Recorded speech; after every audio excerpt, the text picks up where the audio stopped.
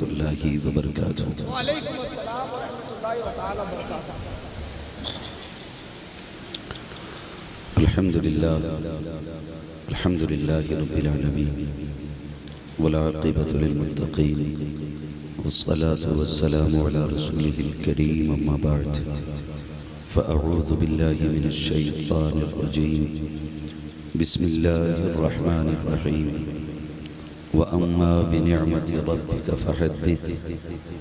آمنت باللہ صدق اللہ مولانا العظیم وصدق رسوله النبی الأمی المطیع المبین المعین الکریم، ونحن على ذلك لمن الشاہدین والشاکرین، والحمد للہ رب العالمین۔ یا خدا بہر جناب مصطفیٰ امداد کن، یا رسول اللہ از بہر خدا امداد کن، یا شہید کربلا، یا دافع کرب و بلا، گل رخا شہزادہ گلگوں قبا امداد کن۔ غوث اعظم بنی بے سر و ساما مدد، قبلہ دی مدد، کعبہ ایما مدد، بگرداب بلا افتادہ کشتی، مدد کن مدد کن مدد کن، یا معین الدین چشتی، قادری منارے، یا غوث اعظم میزنم، دمز شیخ احمد رضا خان قطب عالم میزنم، بلغ العلا بکمالہ، کشف الدجا بجمالہ، حسنت جمیع خصالہ، صلو علیہ وآلہ۔ کروں تیرے نام پہ جان فدا، نہ بس ایک جان تو جہاں فدا، دو جہاں سے بھی نہیں جی بھرا، کروں کیا کروڑوں جہاں نہیں۔ جس کو اپنے نبی سے جتنی محبت کا احساس ہو، کوشش کریں اتنی آواز کے ساتھ رسول اور علی رسول کی بارگاہ میں درود و سلام کی ڈالیاں نچھاور کر لیں۔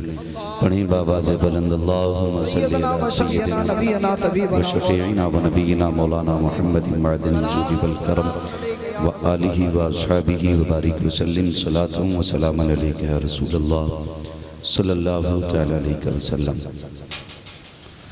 عزیزان ملت اسلامیہ، میں سب سے پہلے مبارکباد پیش کرتا ہوں حاجی صاحب کے تمام صاحبزادگان کو، اور جملہ ان کے رفقا اور احباب کو جنہوں نے اس عظیم محفل کو سجانے میں کوششیں کاوشیں کی۔ اللہ کریم سب کو مصطفیٰ جان رحمت کی خاص فیوز و برکات سے مالا مال فرمائے۔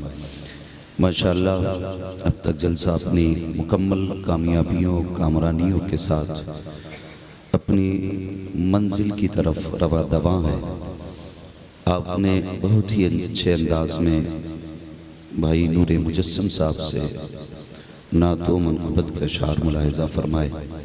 ان سے پہلے خطیب الہند مفکر اسلام حضرت علامہ سرتاج رضوی صاحب قبلہ دامہ ظلہ العالی سے بڑا فکر انگیز خطاب سنا۔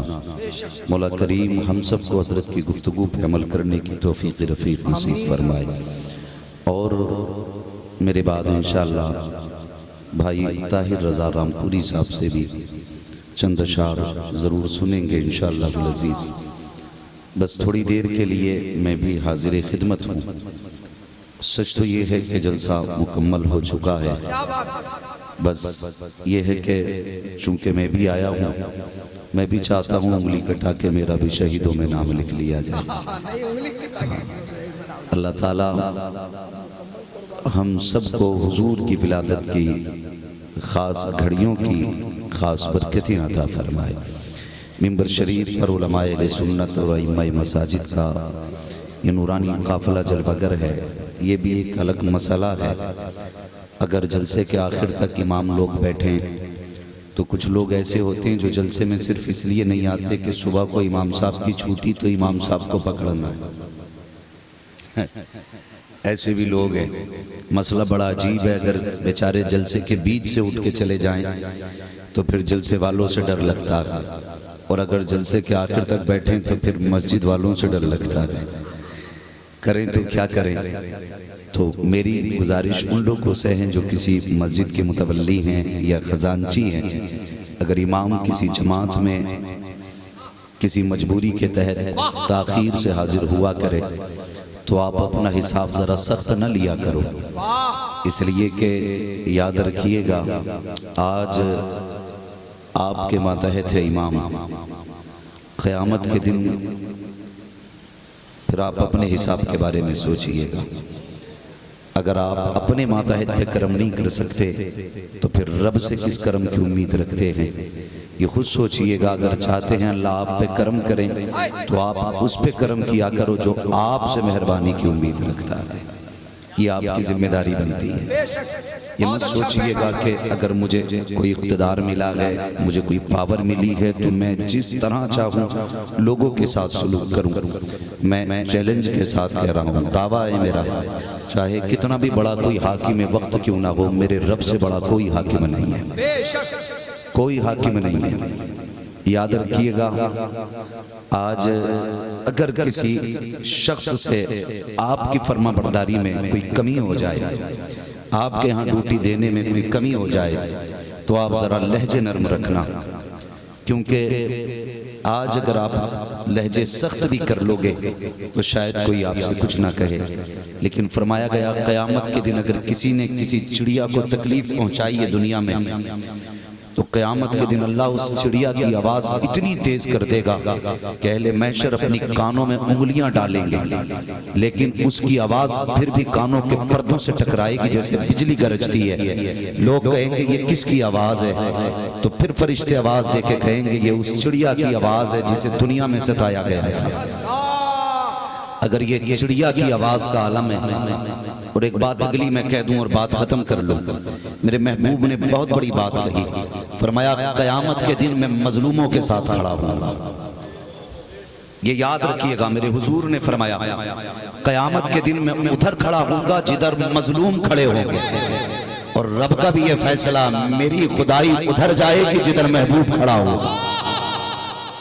یہ یاد رکھیے گا، میرا فیصلہ ادھر ہوگا جدھر محبوب کھڑا ہوگا۔ تو اب خود فیصلہ کرنا ہے، ہمیں شداد کی صف میں کھڑا ہونا ہے، فرعون کی صف میں کھڑا ہونا ہے، نمرود کی صف میں کھڑا ہونا ہے، یا ادھر کھڑا ہونا ہے جدھر مصطفیٰ کھڑے ہوں۔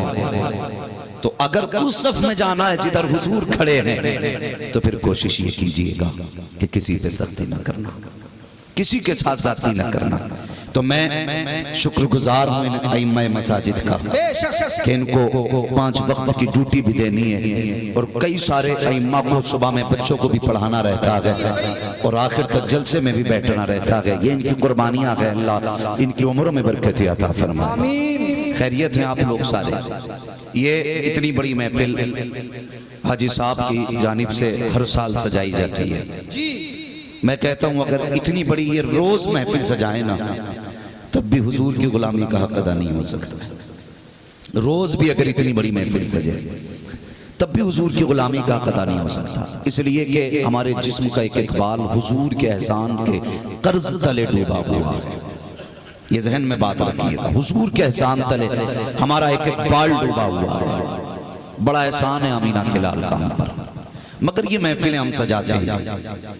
ایک بات میں کہہ دوں، ہم گناہگاروں کے پاس صرف اتنا ہی سہارا ہے کہ ہم حضور کے چاہنے والوں میں آتے ہیں، صرف اتنا ہی اثاثہ ہے ہمارے پاس کہ ہم حضور کے چاہنے والوں میں ہمارا نام آتا ہے، حضور کے محبت کرنے والوں میں ہمارا نام آتا ہے، بس اتنی یہ سب سے بڑی دولت ہے۔ اور اس امید پہ جلسے سجاتے ہیں کاش اسی محبت کے سہارے قیامت میں ہمیں بخش دیا جائے۔ یہ ہم لوگوں کی آرزو ہے، ہم لوگوں کی امید ہے۔